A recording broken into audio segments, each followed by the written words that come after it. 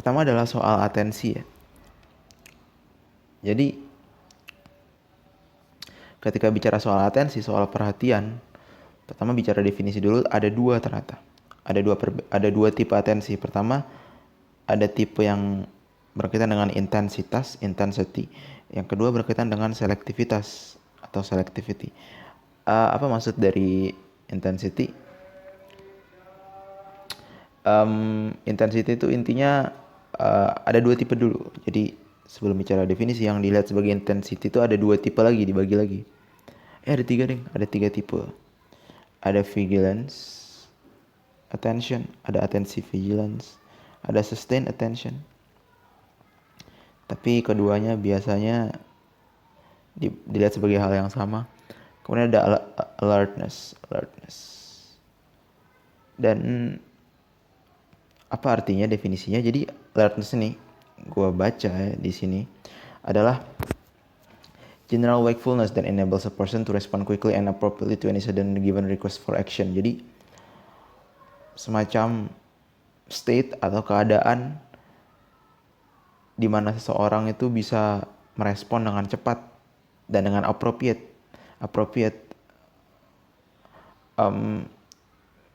suatu kebutuhan untuk melakukan aksi gitu. Jadi misalkan, ayo makan, harus ada certain alertness dalam orang itu untuk kayak, gue disuruh makan ya jadi gue harus makan gitu.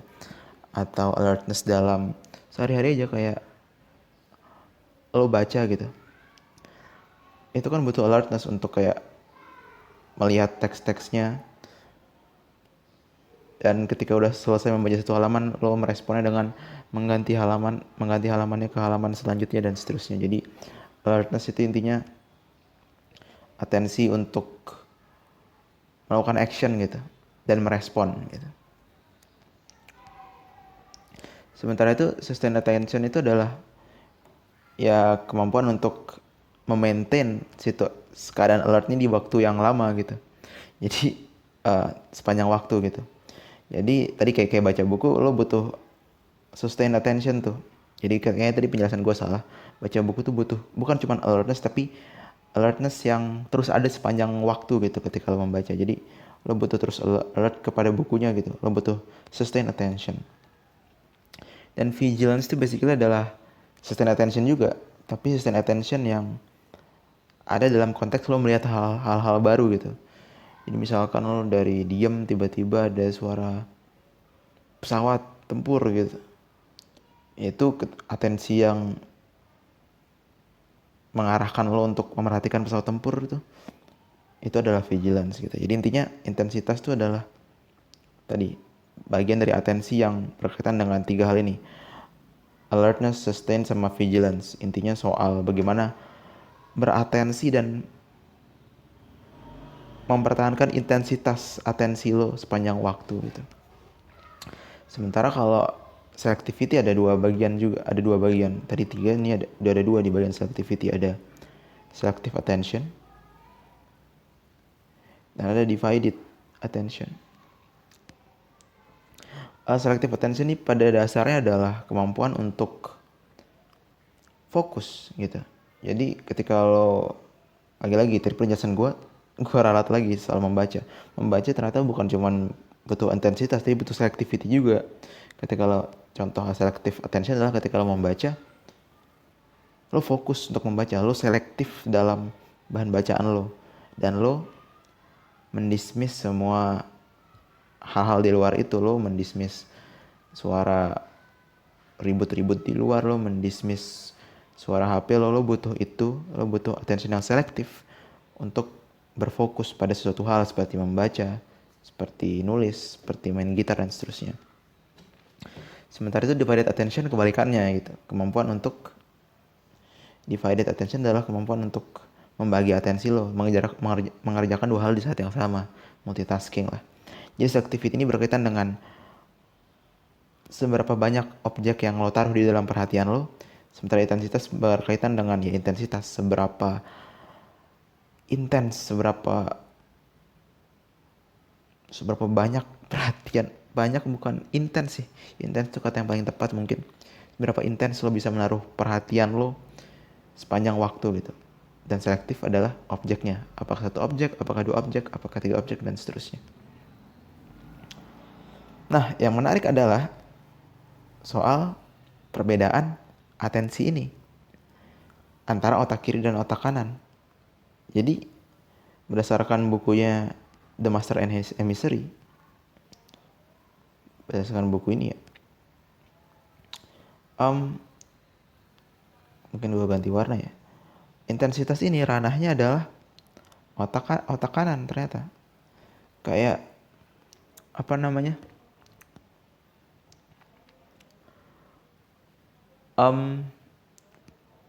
Sebagian besar yang bekerja ketika otak kita melakukan atensi jenis intensitas ini adalah otak kanan. Otak kiri mengambil peran yang minor di situ gitu.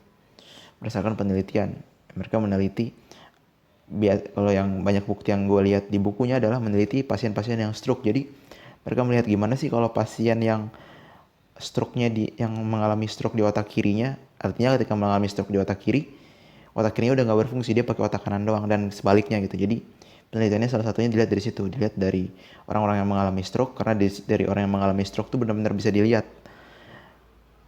orang yang otak kanannya saja yang bekerja dan orang yang otak kirinya saja yang bekerja gitu. Dan dari situ bisa dikontraskan apa sih bedanya otak kanan dan otak kiri, dan salah satu temuannya adalah itu tadi. Ternyata intensitas atensi yang berkaitan dengan intensity, gimana kita bisa mempertahankan atensi sepanjang waktu, terus-terusan, itu berkaitan dengan otak kanan. Sementara itu, kalau untuk selectivity, ini lagi-lagi agak simplistik ya, karena pengetahuan gue juga masih sangat sedikit. Cuman ini yang gue pelajari dari bukunya, dan ada banyak sekali hasil riset yang di site gitu, yang udah gue baca beberapa, yang point out ke hal itu. Tapi lagi-lagi ini masih sangat simplistik penjelasan gue, jadi lo bisa lihat sendiri bukti-buktinya nanti, atau lihat di bukunya. Cuman kalau otak kiri, kalau bagian selectivity ini berimbang gitu, lebih berimbang antara kiri dan kanan, dimana ada penelitian yang point out kalau di bagian selective attention, untuk fokus ya, untuk benar-benar fokus di satu hal gitu secara spesifik, itu ranahnya yang kiri gitu, dominannya yang kiri. Sementara kalau untuk divided attention itu antara kiri dan kanan agak mirip-mirip lah gitu, berdasarkan penelitian-penelitian yang dihimpun oleh Ian McGilchrist ini di bukunya gitu. Jadi ini menarik sekali karena ini kan hal yang fundamental ya. Gue juga udah baca, gue udah ngomongin sebelumnya gitu, soal bagaimana atensi itu yang sangat-sangat mempengaruhi bagaimana lo bisa beroperate di dunia. Kalau nggak punya atensi yang sustain, lo nggak punya atensi yang alert, lo nggak punya atensi yang vigilance, basically lo nggak bisa belajar, lo nggak bisa hidup basically. Bukan nggak bisa hidup ya, lo akan hidup dengan sangat-sangat tidak normal, karena alertness sustain inilah yang bisa membuat lo, termasuk selektif ya, tapi kalau kita bicara soal intensitas, sustain attention dan alertness attention inilah yang bisa bikin lo untuk ya bersosial, ngomong sama orang, untuk jadi pendengar yang baik, untuk belajar, untuk segala macam lah. Dan ketika gue lihat bahwa anjing, ternyata aspek mendasar atensi aja dibagi antara otak kiri dan kanan gitu, itu cukup menunjukkan bahwa ternyata ada perbedaan yang mendasar antara otak kiri dan kanan dalam hal pembagian tugasnya gitu. Dan ketika kita bicara soal bukti ya, ini bukti yang di penelitian tentang orang-orang stroke nih, yang gue cari di internet. Nanti sumbernya ada di deskripsi video. Tapi intinya penelitian ini melihat bahwa melihat perbedaan kemampuan atensi antara orang yang mengalami stroke di otak kanannya. Ini stroke otak kanan artinya dia cuma punya otak kiri aja. Dan orang yang stroke-nya di otak kiri artinya dia cuma punya otak kanan gitu. Apa perbedaan antara dua tipe ini? Lo bisa lihat ini persentase, artinya tingkat persentase yang skornya sangat-sangat defisit gitu. Aku lupa ukuran defisitnya seberapa, tapi intinya sangat di bawah normal lah. Ketika diberi tugas-tugas atensi, dan kita bisa lihat bahwa di bagian alertness itu dan di bagian divided attention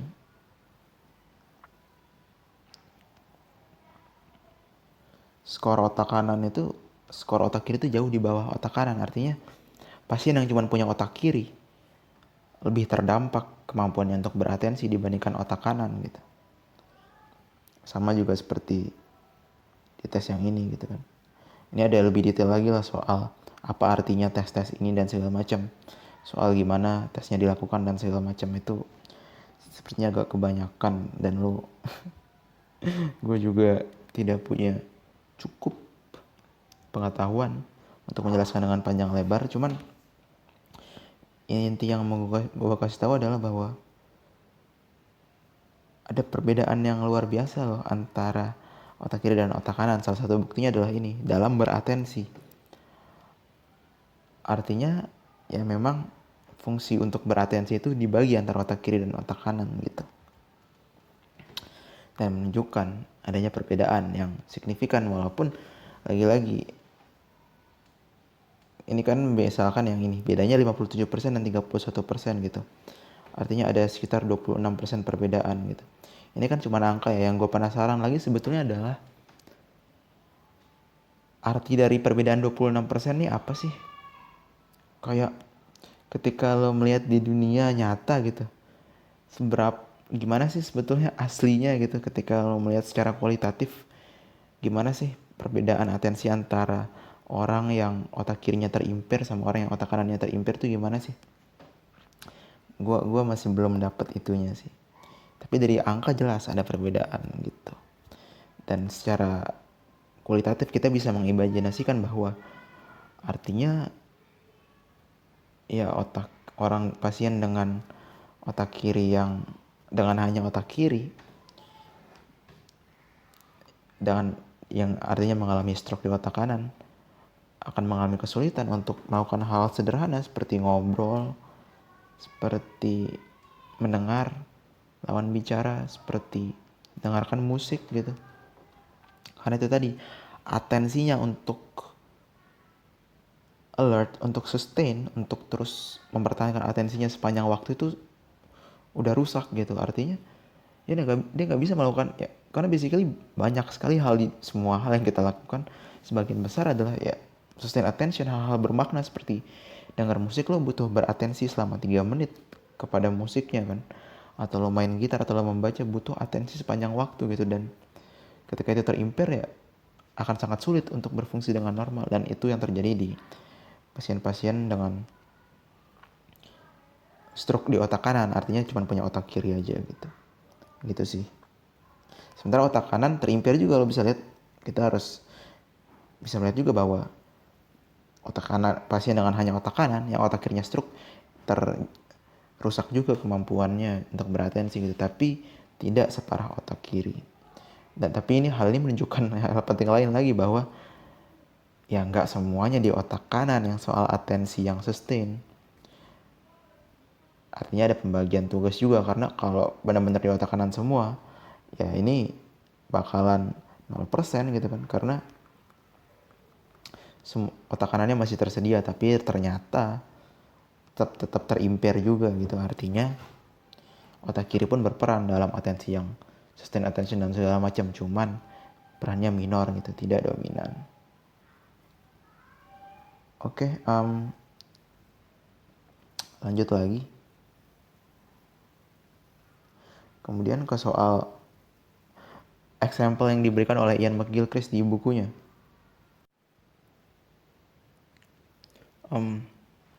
Jadi dia bilang bahwa, sekali lagi gue mau jelasin bahwa Ian McGilchrist ini juga adalah psikiatris ya, jadi dia tentu punya pasien-pasien yang dia tangani. Dan dia bilang bahwa patients with right hemisphere lesion, artinya yang cuma punya otak kiri, selalu start with the pieces, memulai dari pieces, dari ibaratnya puzzle tuh mulai dari piece yang keping-keping yang kecilnya gitu, dari struktur dasar gitu, bukan struktur dasar ya, dari ya kalau itulah, kalau puzzle dari keping-keping puzzlenya gitu, dan put them together,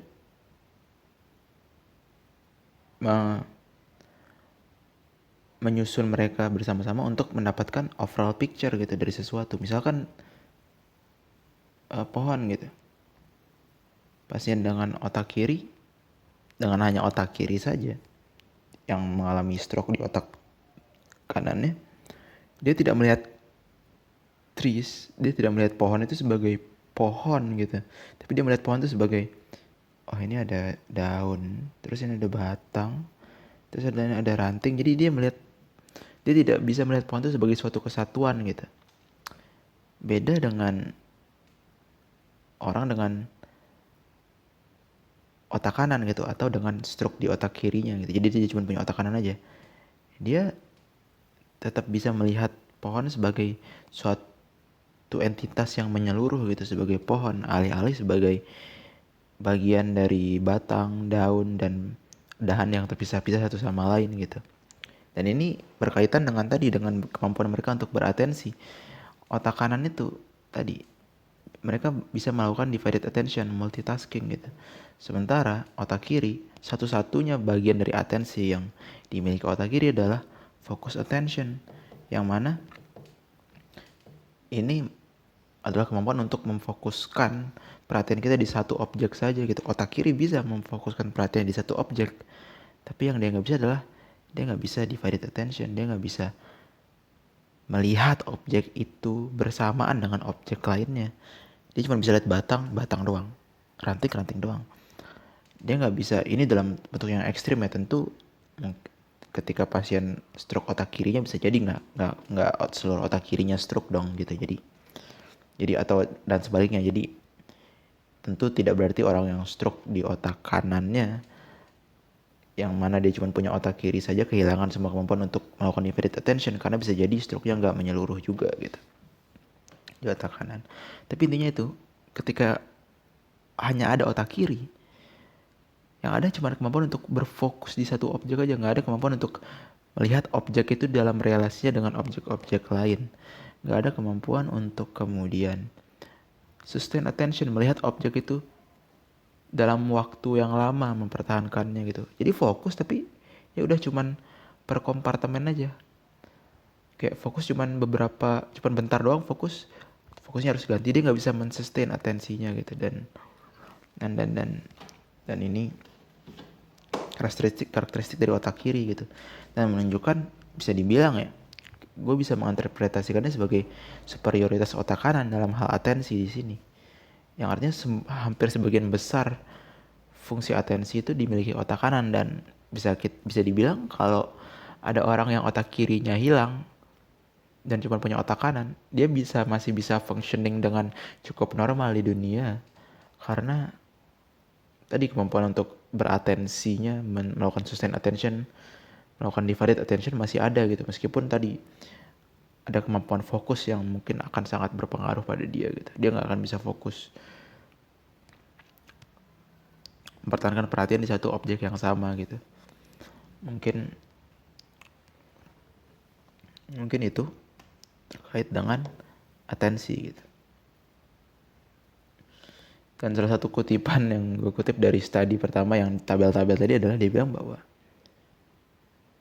it was intrinsic alertness and not basic alertness to be compromised after right hemisphere damage. Jadi ketika seorang terkena stroke di otak kanan, artinya dia cuma punya otak kiri aja, yang sangat terpengaruh adalah intrinsic alertness. Apa intrinsic alertness itu?